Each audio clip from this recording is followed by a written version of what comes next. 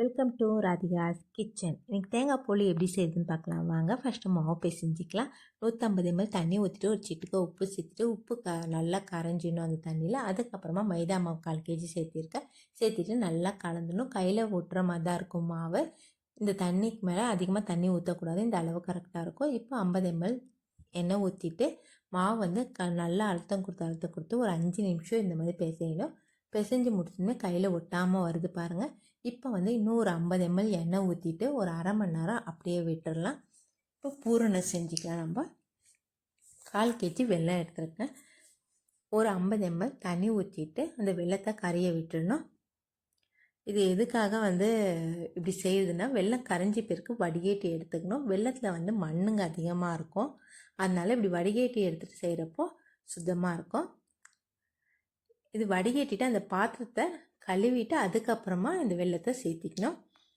கடியில் தேங்கி நிற்கும் மண்ணுங்கள்லாம்.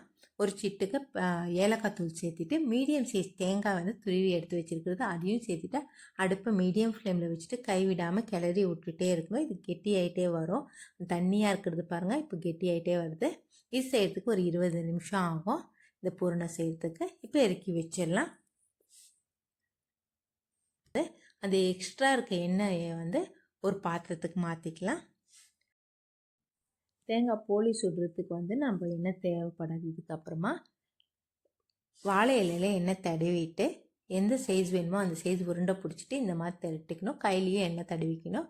பூரணம் உள்ளே வச்சுட்டு பூரணம் வெளியில் வராத மாதிரி உருண்டை பிடிச்சிக்கணும். உருண்டை பிடிச்சிட்டு திருப்பி வச்சு கையில் எண்ணெய் தடவிட்டு திரட்டிட்டு இப்போது கேஸை வந்து மீடியம் ஃப்ளேமில் வச்சுட்டு இந்த பக்கம் ஒரு 2 நிமிஷம் திருப்பி போட்டு ஒரு 2 நிமிஷம்னுட்டு சுட்டு எடுத்திங்கன்னா சூப்பரான நம்மளோட தேங்காய் போலி ரெடி ஆகிடுச்சு. கண்டிப்பாக நீங்களும் ட்ரை பண்ணி பாருங்கள். உங்களுக்கும் பிடிக்கும். லைக் பண்ணுங்கள், ஷேர் பண்ணுங்கள், சப்ஸ்கிரைப் பண்ணுங்கள், மறக்காமல் பெல் பட்டனை கிளிக் பண்ணுங்கள். நன்றி, வணக்கம்.